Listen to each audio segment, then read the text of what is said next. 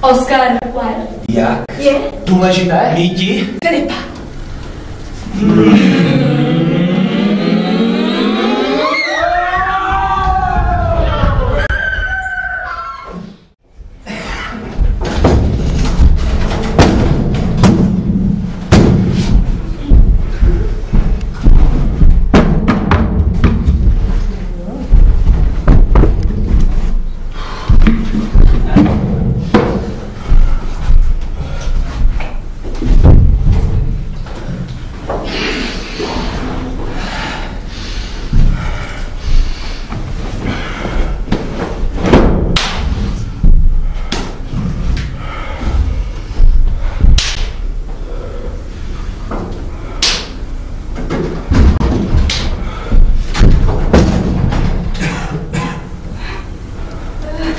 Vrátila jsem se jenom pokropit květiny. Myslela jsem, že jste se strýčkem Jackem. Ten mi odešel opět na pryčku. Chci vás asi vzít na výšku. Chce mě poslat pryč. Musíme se tedy rozloučit? Bojím se, že ano. A bude to velmi bolestivé loučení. Pryčka je před vchodem, pane. Ať počkáme jen na 5 minut. Ano, slečno.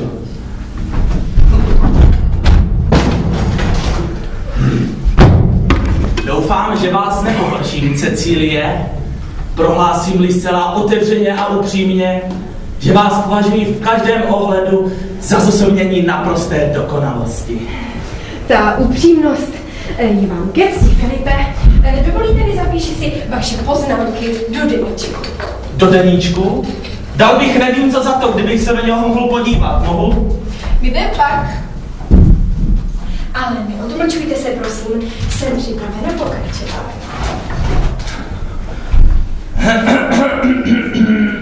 Nekašlejte, Filipe. Když někdo diktuje, tak má mluvit plyně a nemá kašlat. Cecílie, zamiloval jsem se do vás.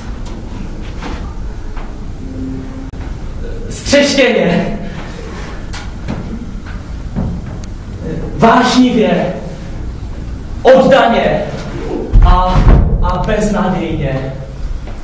Neměl byste říkat beznadějně, to přece nemá smysl. Cecílie. Pryčka čeká, pane. Řekněte jí, ať přijde za týden v tuhle hodinu.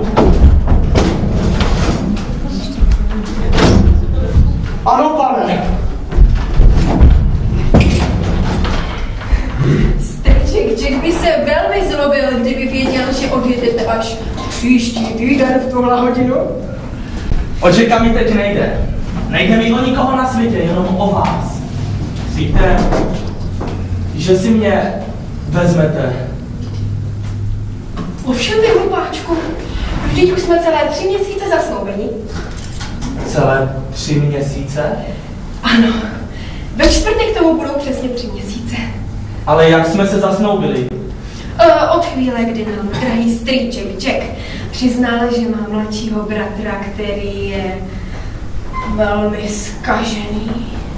Mluvili jsme se slečnou Prismovou samozřejmě pořádně o vás a patrně to bylo ode mě bláznivé, ale já jsem se do vás zamilovala, Filipe. Miláčku, a kdy došlo k zasnoubení? 14. dubna. Byla jsem už celá utrápená tím, že vůbec nevíte o mé existenci. Tak jsem se rozhodla. A na zítří jsem si vaším jménem koupila tento prstýnek. Tak ten jsem vám dal já. Je hezký, že? Ovšem, máte přece báječný vkus, Filipe. Tím jsem taky vždycky omluvila to, že vedete tak špatný život. A v té krabici chovám všechny vaše drahé dopisy. Ne dopisy.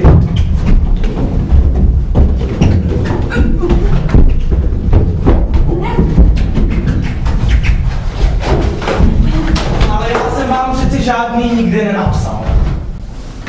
To mi nemusíte připomínat, Filipe. Až příliš dobře si pamatuji, že jsem byla nucena psát vaše dopisy za vás. Psala jsem si pravidelně, 3krát týdně a někdy i častěji. Dejte mi je přečíst, Cecílie. To není možné.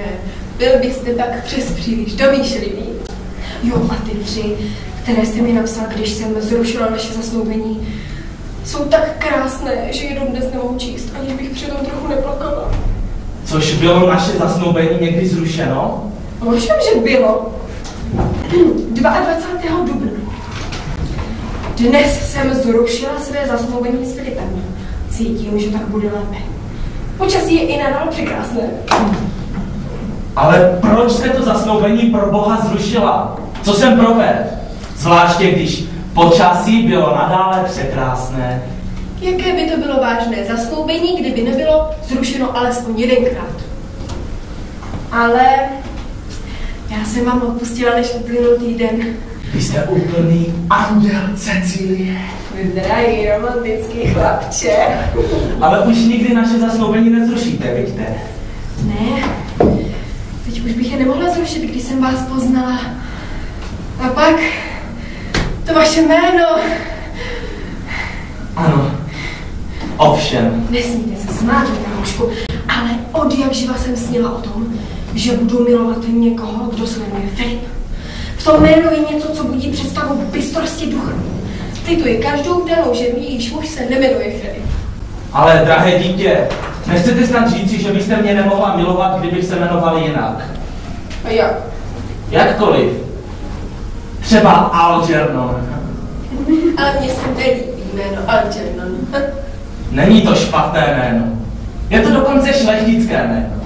Vážně, Cecílie, kdybych se jmenoval Algernon, to byste mě nemohla milovat?